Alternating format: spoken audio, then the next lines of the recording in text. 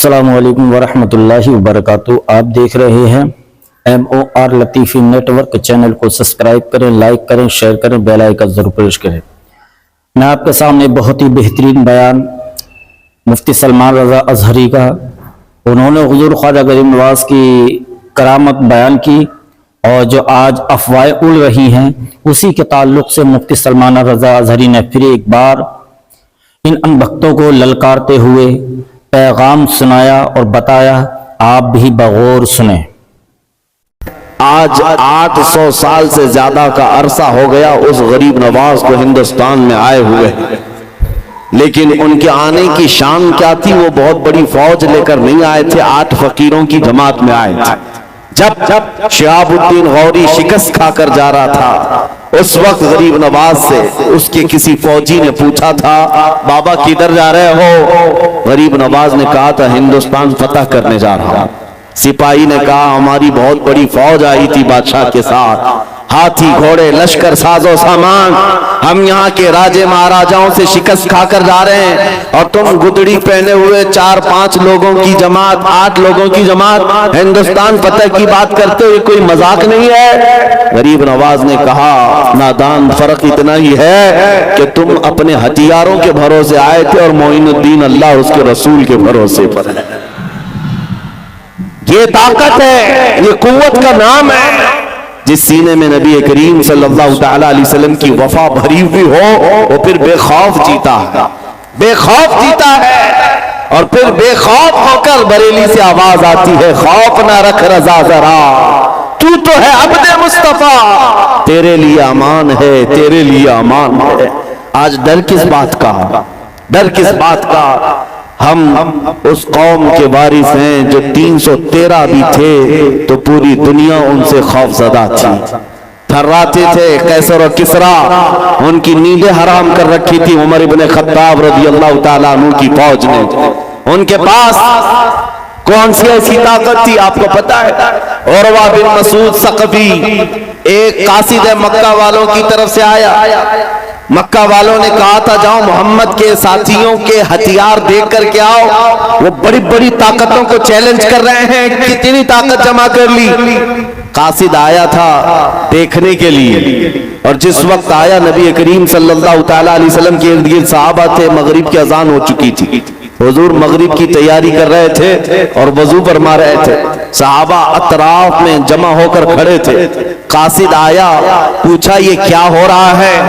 صحابہ نے کہا اللہ کے رسول وضو کر رہے ہیں، اور اس پر بھیڑ کس بات کی؟ وہ قاصد بھیڑ کو چیرتے ہوئے جا کر دیکھا، نبی کریم صلی اللہ تعالی علیہ وسلم جب وضو کر رہے ہیں، صحابہ اپنے دامن کو حضور کے آگے پھیلا دیتے ہیں، حضور کلی کریں تو وہ اپنے دامن میں لے لیں، حضور اپنا چہرہ دھوئیں تو اپنے ہاتھوں پر لے کر اپنے چہرے کو مل لیں، یہاں تک کہ نبی کریم صلی اللہ تعالی علیہ وسلم کے وضو کا ایک قطرہ بھی صحابہ زمین پر گرنے نہیں دیتے، پانی اٹھا لیتے ہیں، کوئی زبان پر لگاتا ہے، کوئی چہرے پر اور کوئی بدن پر لگا لیتا ہے۔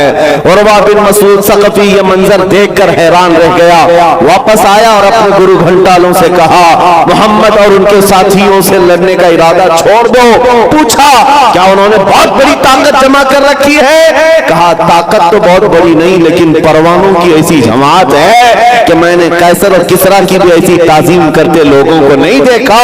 ایسی قوم محمد کے ساتھ ہے کہ محمد عربی کا وضو کا ایک قطرہ وہ زمین پر گرنے نہیں دیتے، تو ان کے خون کا قطرہ کب وہ گرنے دے سکتے ہیں؟ اس لیے عزیزان گرامی وقار، دنیا اگر خوف زدہ تھی تو وہ عشق رسول کی طاقت سے تھی، صحابہ کا جو لگاؤ تھا میرے آقا سے، یہ بہت بڑی عظیم طاقت تھی۔ اسی کو اقبال نے کہا تھا ان کے جو ہم غلام تھے خلق کے پیشوا رہے، ان سے پھرے جہاں پھرا پھرائی کمی وقار میں۔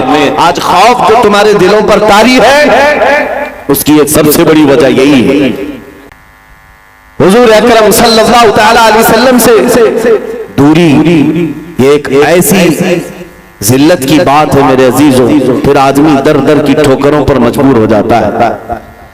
وہ تو بوند ہی بہت ہے گر تجھ کو اثر کرے، طوفان نوح لانے سے اے چشم کیا فائدہ۔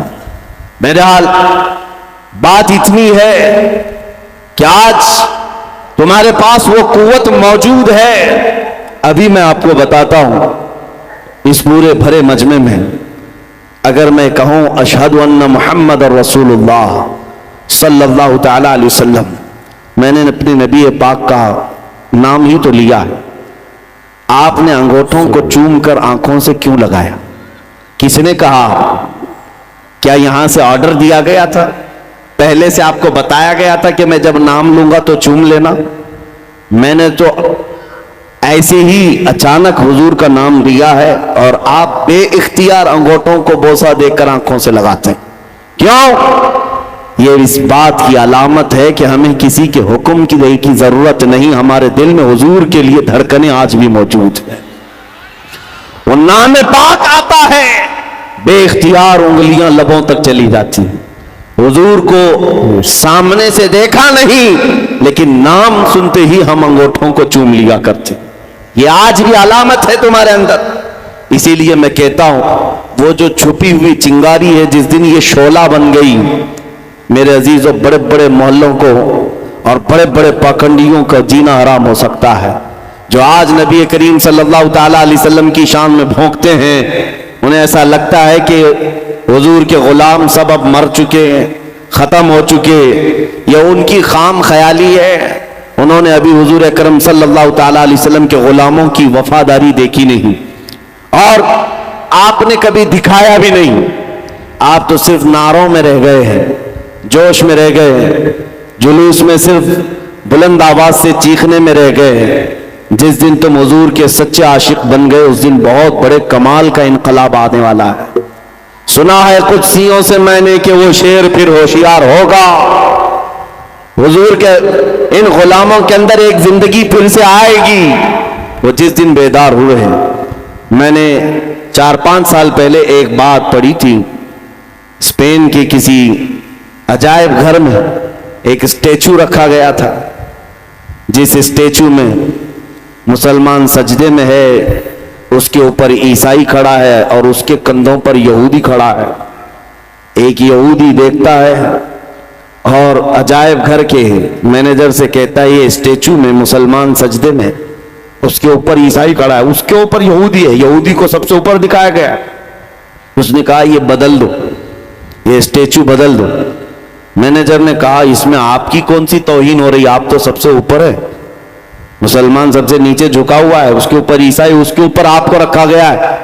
उसने कहा ऊपर तो दिखाया आपने, लेकिन इसका दूसरा मैसेज ये है, अगर ये मुसलमान उठ गया, अगर ये सजदे में से उठ गया, तो ऊपर जो दोनों खड़े हैं उनकी हालत क्या होने वाली। मेरे अजीजों, ये दुनिया जानती है जितनी देर तक ये नशा में है, हम आराम से इनको नशा खिलाओ, सुन करके रखे रहो, इनको आवारगी में डाल के रखो, इनको बेहयाई और बेअखलाकी में डाल कर रखो, और पूरी दुनिया को तुम्हारा नाम ले लेकर के डराया जाता है कि इनके यहाँ आतंकवाद होते हैं, टेररिस्ट होते हैं, दहशतगर्द होते हैं, लुटेरे होते हैं, फला होते हैं। उनके भौंकने से कुछ नहीं होता। आज भी मैं आपसे कहता हूं, आप सिर्फ अपने आमाल से पूरी दुनिया का नक्शा बदल सकते हो। 2011 की बात मैं बता रहा हूं। अमेरिका की एक न्यूज रिपोर्टर औरत अफगानिस्तान की रिपोर्टिंग पर मौजूद थी, अंग्रेज औरत। उसने अपना वाकया लिखा है कि मैं अफगानिस्तान में थी, उस वक्त नेटो की फौज वहां पर थी, जो लड़ाइयां चल रही थी 20 साल तक। रिपोर्टिंग करने के लिए गई हुई खातून कहती है, एक दिन शाम को मैं रिपोर्ट करते हुए आ रही थी, 2 फौजी जो नेटो फौजी थे, उन्होंने मुझे अकेला पाकर पकड़ लिया और झाड़ियों की तरफ ले गए, मेरी इज्जत लूटते। इसी असना में 2 मुसलमान नौजवान नजर आ गए मस्जिद की तरफ जाते हुए। उन्होंने आकर आवाज पुकारा किया और फौजी वो भागकर चले गए। औरत को छोड़ दिया, कपड़े फटे हुए थे। ये दोनों मुसलमान नौजवान उस खातून को उठाकर लाए। ये औरत कहती है, बचपन से मैं मुसलमानों से नफरत करती थी, बचपन से हमारे दिमाग में यही बात डाली गई थी कि ये इज्जतों के लुटेरे होते हैं और बहुत सख्त किस्म के होते हैं मुसलमान। मैं डर गई, वो फौजी तो अच्छे थे, ये 2 मुसलमानों के हत्थे चढ़ गई।